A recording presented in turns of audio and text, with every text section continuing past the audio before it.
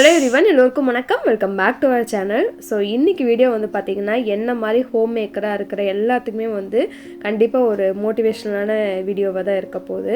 So நம்மள மாதிரி home மேக்கராக இருக்கவங்களுக்கு வந்து பார்த்தீங்கன்னா டெய்லி ரொட்டீனாக ஒரே ஒர்த்தாக வீட்லேயே இருக்கணும், சமையல் பண்ணணும், குழந்தைங்களை பார்க்கணும், இப்படியே தான் வந்து நம்ம லைஃப் வந்து போயிட்டுருக்கும்.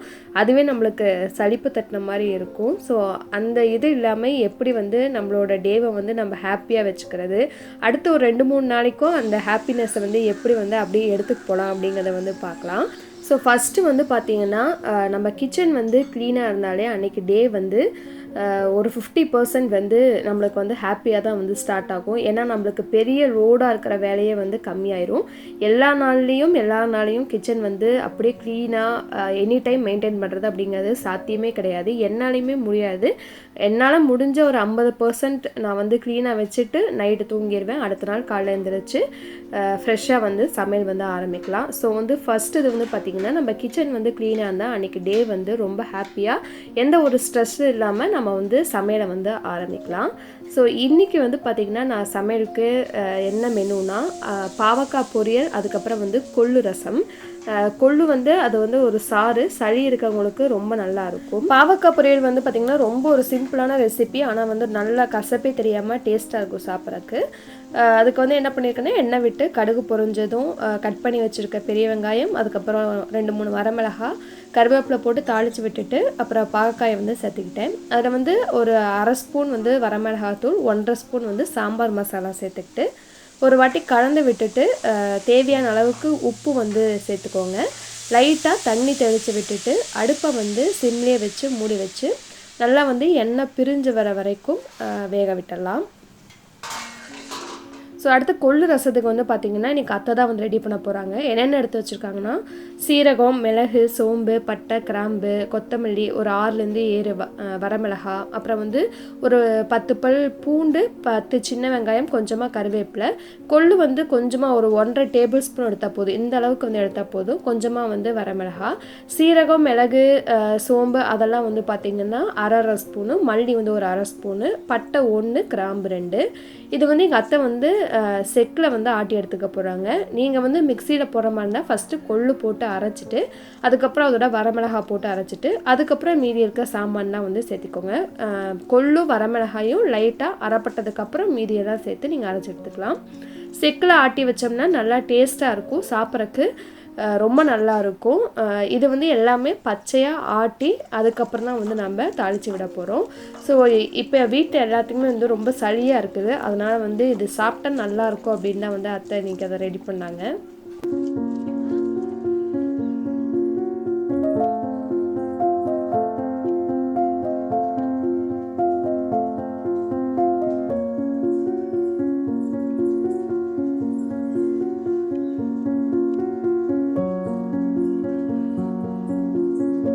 இப்போ ஓரளவுக்கு அரைப்பட்டதுக்கப்புறமா ஒரு தக்காளி சேர்த்து அரைச்சிக்கோங்க.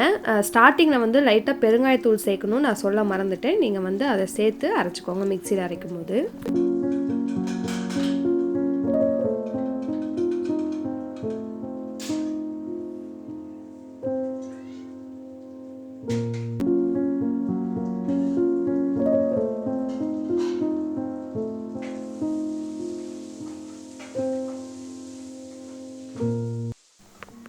பாவக்காய் நல்லா எண்ணெய் பிரிஞ்சு ரெடி ஆகிடுச்சு. நான் வேறு பர்னரில் மாற்றி வச்சுட்டேன், சிம்மில் வச்சுருந்தேன். ஒரு 20 நிமிஷத்தில் நல்லா வந்து எண்ணெய் பிரிஞ்சு சூப்பராக வந்து ரெடி ஆகிடுச்சு. ஸோ பாவக்காய் ரெடி. அதுக்கப்புறம் வந்து பார்த்திங்கன்னா அத்தையும் வந்து கொள்ளு ரசத்துக்கு அது வந்து ஆட்டி எடுத்துக்கிட்டாங்க. இது ரசம் மாதிரி இருக்காது, குழம்பு மாதிரி இருக்காது, ஆனால் டேஸ்ட் வந்து ரொம்ப நல்லாயிருக்கும். ஸோ ஆட்டி எடுத்தாச்சு. இப்போ இந்த செக்கு கழுவி இந்த தண்ணியை போட்டோம்னா தான் அவ்வளோ டேஸ்ட்டாக இருக்கும், ரொம்ப நல்லாயிருக்கும் சாப்பிட்றக்கு. ஸோ நீங்கள் இந்த மாதிரி அரைக்கிறீங்க அப்படின்னா அந்த தண்ணியை வந்து கண்டிப்பாக எடுத்துக்கோங்க, அப்போ தான் நல்லாயிருக்கும். இப்போ அரைச்சி எடுத்தாச்சு. இதில் வந்து ஒரு 1/4 டீஸ்பூன் மட்டும் மஞ்சத்தூள் வந்து சேர்த்தியாச்சு. தாளித்து விடுறதுக்கு பார்த்திங்கன்னா எண்ணெய் விட்டு கடுகு, 2-3 சின்ன வெங்காயம், கருவேப்பிலை, அவ்வளோதான். அது நல்லா வந்து வதங்கினதுக்கப்புறமா நம்ம ஆட்டி எடுத்து வச்சுருக்க அந்த கொள்ளு தண்ணியை வந்து சேர்த்துக்கலாம். அதுக்கப்புறம் ஒரு 1.5 சொம்புக்கு பக்கமாக நீங்கள் தண்ணி சேர்த்துக்கோங்க. நல்லா தண்ணி நிறைய விட்டு கொதிக்க விட்டிங்கன்னா தான் பச்சை வாசம் போய் சாப்பிட்றதுக்கு வந்து நல்லாயிருக்கும்.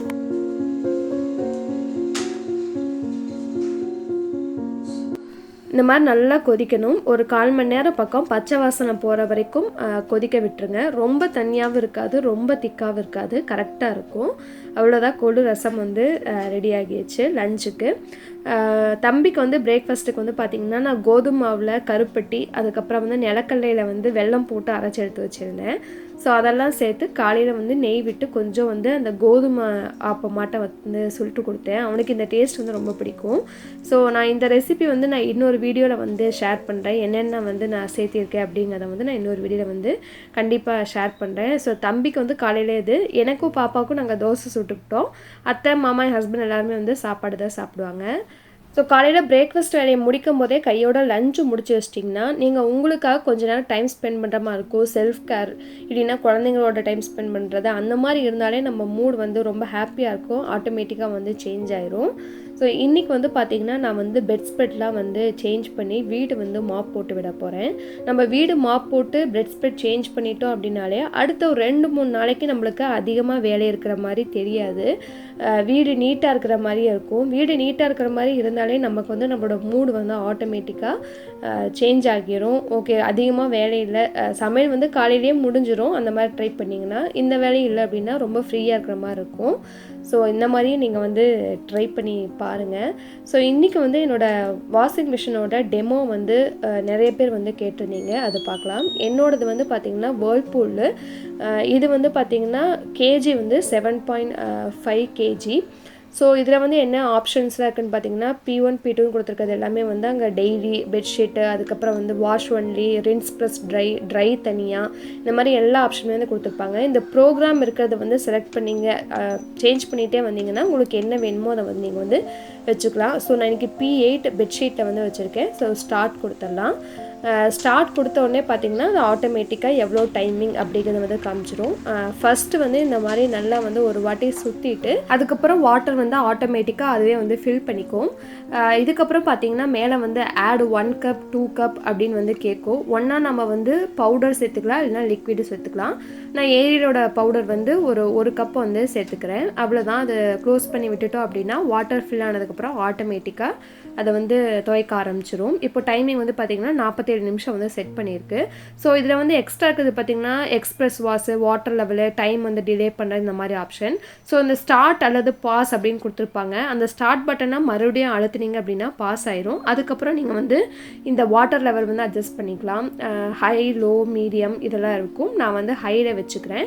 ஹையில் வச்சதுக்கப்புறமும் மறுபடியும் இந்த வாட்டி இந்த மாதிரி கேட்கும். ஆனால் நீங்கள் கொடுக்க தேவையில்லை. ஒரு 2 வாட்டி வந்துட்டு ஆட்டோமேட்டிக்காக அதோட ஃபங்க்ஷன் வந்து ஸ்டார்ட் ஆயிரும். 1 hour வந்து செட் பண்ணியிருக்கேன். அதுவே வந்து வாஷ் பண்ணி ரின்ஸ் பண்ணி ட்ரை பண்ணிடும். இப்போ தண்ணி வந்து ஃபுல்லாகிடுச்சு. க்ளோஸ் பண்ணி விடல அப்படின்னா லிட்டு வந்து ஓப்பனாக இருக்குது அப்படின்னு வந்து நம்மளுக்கு அது சவுண்ட் கொடுத்து இன்சிஸ்ட் பண்ணும். ஸோ நம்ம க்ளோஸ் பண்ணி விட்டுட்டோம்னா ஆட்டோமேட்டிக்காக அதோட ஒர்க்கை வந்து ஸ்டார்ட் பண்ணிடும். இப்போ துவைச்சி முடிச்சிருச்சு அப்படின்னா, வாஷ் பண்ணிடுச்சு அப்படின்னா பின்னாடி வந்து ஒரு ஓஸ் இருக்கும். அதில் வந்து அந்த வாஷ் பண்ண தண்ணி எல்லாத்தையுமே வந்து வெளியே விட்டுட்டு மறுபடியும் வந்து ரின்ஸ் பண்ணுறக்கு அதுவே வந்து வாட்டர் எடுத்துக்க ஸ்டார்ட் பண்ணும். 1 hour வந்து டைமிங் காமிச்சது. 40 நிமிஷம் வந்து துவைக்க எடுத்துக்கிச்சு. 20 நிமிஷத்தில் 2 டைம் வந்து துணி அலாசி அதுக்கப்புறம் ட்ரை பண்ணி கொடுத்துரும். இந்த மாதிரி நல்லா சுற்றி அழுக்கு தண்ணியெல்லாம் வந்து வெளியே எடுத்து விட்டுட்டு மறுபடியும் வந்து புதுசாக ஆட்டோமேட்டிக்காக அதுவே வந்து தண்ணியை வந்து ஃபில் பண்ணி அலாசி கொடுத்துரும். ஸோ இது வந்து 7.5 kg அப்படிங்கிறதுனா அட் அ டைமில் நீங்கள் ஒரு 3 பெட்ஷீட் வந்து போடலாம். நார்மலாக ஒரு 4 பேர் இருக்க வீட்டில் டெய்லி உங்களோட க்ளோத்ஸ்லாம் வந்து ஒரே டைமில் போட்டு துவைச்சி அலாசி எல்லாமே ரெடி பண்ணி எடுத்துக்கலாம். ஸோ இதோட ஃபங்க்ஷன் வந்து இவ்வளோ தான். நீங்கள் லிட்டை ஓப்பன் பண்ணி வைக்கணும் அப்படிங்கிறதே கிடையாது. க்ளோஸ் பண்ணியிருந்தால் 1 மணி நேரத்தில் எல்லா ஒர்க்கும் முடிச்சதுக்கப்புறம் கடைசியாக வந்து எண்ட் ஆனதுக்கப்புறம் ஒரு சவுண்ட் வந்து கொடுக்கும். அவ்வளோதான், துணி வந்து ட்ரை ஆகிடுச்சு. ஸோ நெக்ஸ்ட்டு வந்து பார்த்திங்கன்னா வீடு மாப் போட்டு விட்டுடலாம். ஸோ நம்மள மாதிரி மிடில் கிளாஸ்லாம் இருக்கவங்க ஃபேமிலியில் மெய்டு வச்சுக்கிறது அப்படிங்கிறது பாசிபிளே இல்லாத விஷயம். ஸோ அது வந்து நம்மளுக்கு சாட்டிஸ்ஃபைடாகவும் இருக்காது, அதுதான் வந்து உண்மை. ஸோ நாம் இந்த மாதிரி வேலை செய்யும்போது, சமைக்கும் போது, இந்த மாதிரி ஏதாவது வீட்டு வேலை செய்யும்போது ரொம்ப ஸ்ட்ரெஸ்ஸாக இருக்குன்னா, நான் நிறைய வீடியோவே சொல்லியிருக்கேன், இதுலேயே சொல்கிறேன். நான் எப்பயுமே பாட்டு கேட்டுட்டு வேலை செய்வேன். அந்த மாதிரி பாட்டு கேட்டுகிட்டே வேலை செய்யும்போது என்னோடய மூட் வந்து ஆட்டோமேட்டிக்காக சேஞ்ச் ஆகி எனக்கு வேலை முடியறதே வந்து தெரியாது. ஸோ இந்த மாதிரி நான் வீடு ஃபுல்லாகவே வந்து மாப் போட்டு விட்டுட்டேன். வாஷிங் மிஷினும் வந்து பார்த்திங்கன்னா அதுலேயே எல்லா ஆப்ஷனும் கொடுத்தனால கிளியராக இருக்குது. நீங்கள் வாஷ் ஒன்லி மட்டும் கொடுத்தீங்கன்னா கடைசியாக நீங்கள் வந்து ட்ரை ஆப்ஷன் ஆப்ஷன் கொடுத்து நீங்கள் ட்ரை பண்ணிக்கணும். ஸோ அதோட மெயின்டெனன்ஸ் பார்த்தீங்கன்னா இந்த மாதிரி வந்து ஒரு பவுடர் வந்து நீங்கள் எந்த கம்பெனியில் வாங்குறீங்களோ அங்கேயே ப்ரிஃபர் பண்ணுவாங்க. நான் ஆன்லைனில் தான் வாங்கினேன். எவ்ரி 30 வாஷ்க்கு வந்து பார்த்திங்கன்னா இதை போட்டுட்டு நம்ம வந்து ஒரு வாட்டி நல்லா க்ளீன் பண்ணி விடணும் இந்த பவுடர் வச்சு. ஸோ அதை வந்து நான் இன்னொரு வீடியோவில் காமிக்கிறேன். நான் எப்போ வந்து க்ளீன் பண்ணுறனோ அப்போ காமிக்கிறேன். ஸோ நான் வந்து இதுக்கு கவர்லாம் வந்து பெருசாக வந்து யூஸ் பண்ணுறது கிடையாது. ஒரு நாள் விட்டு ஒரு நாள் வந்து மெஷின் போடுவோம். அன்றைக்கி வந்து துவைச்சதுக்கப்புறம் நல்லா நீட்டாக தொடச்சி இந்த மாதிரி வந்து சும்மா மேலே ஒரு கிளாத் போட்டு க்ளோஸ் பண்ணி எடுத்து வச்சுருவேன். ஸோ நான் இந்த வேலையெல்லாம் முடிக்கும் போதே பார்த்திங்கன்னா அன்றைக்கி டைம் வந்து ஒரு 2 o'clock ஆகிருச்சு. நானும் வந்து ஃப்ரெஷ் ஆகிட்டு வந்துட்டேன். அதுக்கப்புறம் வந்துட்டு கொஞ்சம் அந்த துணியெல்லாம் காய போட்டுட்டு மேட்டெல்லாம் சேஞ்ச் பண்ணியிருந்தோம்னா எல்லாமே வந்து போட்டு பெட் ஸ்ப்ரெட்லாம் வந்து நீட்டாக எடுத்து போட்டு கொஞ்சம் நேரம் வந்து நான் மதியத்தில் ரெஸ்ட் எடுத்தேன். தூங்க மாட்டேன், ஏதாவது ஃபோன் பார்த்துட்டு லேகன் கூட விளையாடிட்டு அந்த மாதிரி கொஞ்சம் நேரம் வந்து நான் ரெஸ்ட் எடுத்துகிட்டு அதுக்கப்புறம் தான் நான் வந்து ஈவினிங் ஒர்க் என்ன அப்படிங்கிறத வந்து பார்க்க ஸ்டார்ட் பண்ணுவேன். ஸோ பெட் ஸ்ப்ரெட்டை சேஞ்ச் பண்ணி அந்த ரூமோட லுக்கே வந்து சேஞ்ச் ஆயிரும். 2-3 ஸ்பேர் மாதிரி வச்சுக்கோங்க. அடிக்கடி சேஞ்ச் பண்ணிகிட்டே இருந்திங்கன்னா நீட்டாக இருக்கும். எங்கள் வீட்டில் செவ்வாய் வெள்ளி வந்து நாங்கள் எப்பயுமே வந்து சாமி கும்பிடுவோம். ஸோ சாமி கும்பிட்றதுக்கு முந்தின நாள் வந்து நான் இந்த மாதிரி வீடெல்லாம் க்ளீன் பண்ணி விடுவேன். ஸோ நான் இந்த வீடியோவும் வந்து பார்த்திங்கன்னா மண்டே தான் எடுத்தேன். மண்டே வீடெலாம் க்ளீன் பண்ணி விட்டுட்டு அன்றைக்கி ஈவினிங்கே வந்து பார்த்திங்கன்னா சாம்பிராணி தூபம் வந்து போட்டு விட்டுட்டு சாமி கும்பிட்ற விளக்கு பற்றி வச்சு அடுத்த நாள் காலையில் எழுந்திரிச்சு குளிச்சுட்டு உடனே வந்து சாமி கும்பிட்டுடலாம். செவ்வாய் வெள்ளி 2 நாள் வந்து வீடு வந்து துடைக்கக்கூடாதுன்னு சொல்லுவாங்க. சாமி கும்பிட்றதுக்கு முந்தின நாள் தான் வந்து வீடு துடைச்சி விடணும். ஸோ சாம்பிராணி தூபம் போட்டு விட்டுட்டோம் அப்படின்னால நமக்கு மட்டும் இல்லை வீட்டில் இருக்க எல்லாத்துக்குமே வந்து அந்த ஒரு ஃபீல் வந்து கிடைக்கும். ரொம்ப நல்லாயிருக்கும். வீட்டோட அந்த ப்ரெசன்ஸே வந்து ரொம்ப அழகாக இருக்கிற மாதிரி இருக்கும். தம்பி வந்து மறுபடியும் ஈவினிங் டைமில் ஒரு வாட்டி நான் குளிப்பாட்டி விட்டு நானும் அவனும் சேர்ந்து தான் வந்து 2 பேரும் வந்து சாமி கும்பிட்டோம். ஸோ கொஞ்சம் நேரம் வந்து அவங்க கூட விளையாடிட்டு அதுக்கப்புறம் வந்து நான் டின்னர் ஒர்க்கை வந்து ஸ்டார்ட் பண்ணேன்.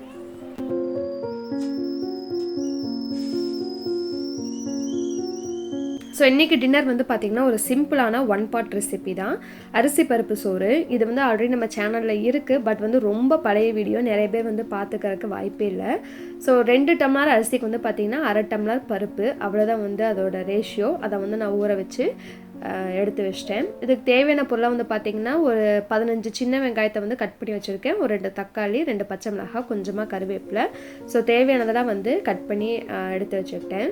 அரைக்கிறதுக்கு என்னென்ன போட்டு அரைக்கணும்னு பார்த்திங்கன்னா பூண்டு வந்து பார்த்திங்கன்னா ஒரு 10 பல் பூண்டு, மீடியம் சைஸாக இருக்கிறதா வந்து ஒரு 10, பெருசாக இருந்தால் ஒரு 6-7 போட்டிங்கன்னா போதும். ஒரு 10 பல் பூண்டு சேர்த்துக்கிட்டேன். அப்புறம் வந்து ஒரு 5-6 வரமிளகாய், 1/2 டீஸ்பூன் வந்து சீரகம், 1/2 டீஸ்பூன் வந்து மிளகு, இதெல்லாம் சேர்த்து அரைச்சி எடுத்துக்கலாம்.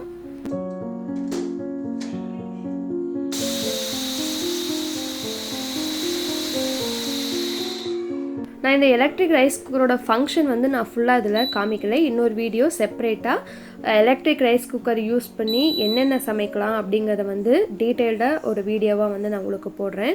அவ்வளோ ஆப்ஷன்ஸ் வந்து கொடுத்துருக்காங்க. ஸோ எல்லாமே வந்து நான் உங்களுக்கு அதில் ட்ரை பண்ணி காமிக்கிறேன். கண்டிப்பாக அது உங்களுக்கு யாராவது ஒரு 10 பேர்த்துக்காவது யூஸ்ஃபுல்லாக இருக்கும்னு நினைக்கிறேன். ஸோ இது தாளிச்சு விட்றதுக்கு பார்த்தீங்கன்னா நம்ம குக்கரில் எப்படி தாளிப்போமோ அதே மாதிரி தான். அது ஹீட் ஆனதுக்கப்புறம் குக்கிங்கிற ஆப்ஷன் மாறிடும்.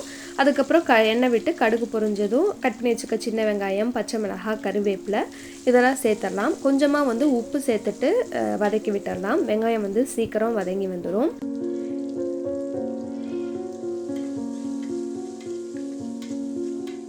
வெங்காயம் வதங்கி வந்துடுச்சு. இப்போ அரைச்சி வச்சுருக்க பூண்டு, சீரகம், மிளகு, வரமிளகாய் இது வந்து லைட்டாக கொரகொரப்பாக அரைச்சிக்கோங்க. ரொம்ப நைஸாக அரைக்கணும் அப்படிங்கிறது கிடையாது. அதை சேர்த்துட்டு பச்சை வாசனை போனதுக்கப்புறம் 2 தக்காளி வந்து கட் பண்ணி வச்சுருந்தோம்னா அதை சேர்த்துக்கலாம்.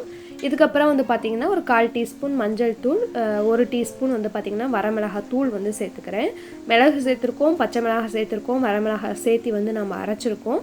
அதனால் நீங்கள் வந்து காரம் உங்களுக்கு தேவையான அளவுக்கு பார்த்து போட்டுக்கோங்க. பருப்பு போடுறதுனால அவ்வளோ சீக்கிரம் வந்து காரம் பிடிக்காது. அதனால தான் நான் வந்து மறுபடியும் வரமிளகாய் தூள் வந்து சேர்த்திருக்கேன்.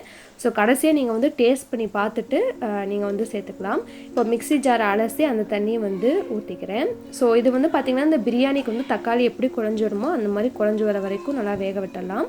அரிசி பருப்பு ஊறி வச்சு அதை கழிஞ்சு நான் வந்து சேர்த்துக்கிட்டேன். நீங்கள் குக்கரில் வைக்கும்போது எந்த அளவுக்கு தண்ணி விட்டு வைப்பீங்களோ அதே அளவுக்கு தண்ணி வந்து நீங்கள் சேர்த்துக்கலாம். ஸோ தண்ணி சேர்த்துட்டு கடைசியாக கொஞ்சம் கொத்தமல்லி தழை தூவிட்டு தேவையான அளவு உப்பு சேர்த்துக்கிட்டு நம்ம வந்து மூடி போட்டு வச்சிடலாம். ஸோ இந்த எலக்ட்ரிக் ரைஸ் குக்கர் வந்து பார்த்திங்கன்னா ஹெல்த்தியான்னு வந்து ஒருத்தவங்க கேட்டிருந்தாங்க. என்னோடய பர்த்டே கிஃப்ட்டில் வந்து சொல்லியிருந்தேன். ஸோ இது வந்து 50% தான் ஹெல்தி, 50% வந்து ஹெல்தி இல்லை தான். ஸோ நம்ம ரொட்டீனாக ஒரே மாதிரி வேலை செஞ்சிட்ருக்கிறதுக்கு இந்த மாதிரி செய்யும்போது நம்ம மூடு வந்து கொஞ்சம் நல்லாயிருக்கும். அடுப்புக்கிட்ட நின்று சமைக்கும் போது எண்ணெய் தெறிக்கும், அதை வந்து நம்ம துடைக்கணும், அந்த மாதிரி ஒர்க்லாம் வந்து இருக்கும். இதில் அந்த மாதிரி ஒர்க்லாம் வந்து கிடையாது. ஈஸியாக வந்து நம்ம இந்த ஒன்றை மட்டும் உள்ளே இருக்க பாத்திரத்தை மட்டும் எடுத்து கழுவி வச்சோம்னா முடிஞ்சுது. அதுக்கப்புறம் இந்த இடம் பார்த்திங்கன்னா என்னோடய நியூ செட்டப். ஸோ வந்து கூடிய சீக்கிரம் ஒரு வீடியோ வந்து நான் போடுறேன். இந்த இடம் வந்து கொஞ்சம் சேஞ்ச் பண்ணியிருக்கேன், எனக்கு கொஞ்சம் வந்து சேஞ்ச் பண்ணணும். ஸோ நான் வீடியோவை வந்து போடுறேன். ஸோ இதோட ஃபங்க்ஷனாக செப்பரேட்டாக ஒரு வீடியோவை நான் டீட்டெயில்டாக வந்து உங்களுக்கு நான் ஸோ சாதம் குக் ஆகிடுச்சு அப்படின்னா அந்த பீப் சவுண்ட் கொடுக்கும். நம்ம வந்து அந்த மேலே விசில் எடுத்து விட்டோம் அப்படின்னா விசில் போனதுக்கப்புறம் நம்ம வந்து ஓப்பன் பண்ணிக்கலாம். எங்களோட டின்னர் வந்து அரிசி பருப்பு சாதம் ரொம்ப நல்லா வந்திருந்தது. ஸோ இந்த ரெசிபி இதுக்கு முன்னாடி சொன்ன ரெசிபிலாம் வந்து நீங்கள் ட்ரை பண்ணி பாருங்கள். ஸோ இந்த வீடியோ வந்து கண்டிப்பாக வந்து உங்களுக்கு ஒரு மோட்டிவேஷனாக யூஸ்ஃபுல்லாக இருந்திருக்கும்னு நினைக்கிறேன். வீடியோ பிடிச்சதுன்னா வீடியோக்கு வந்து லைக் கொடுங்க. நம்ம சேனலுக்கு நீங்கள் புதுசுனா மறக்காமல் சப்ஸ்கிரைப் பண்ணிக்கோங்க. இதே மாதிரி இன்ட்ரெஸ்டிங்கான யூஸ்ஃபுல்லான ஒரு வீடியோவில் வந்து உங்களை மீட் பண்ணுறேன். தேங்க்ஸ் ஃபார் வாட்சிங். Bye bye.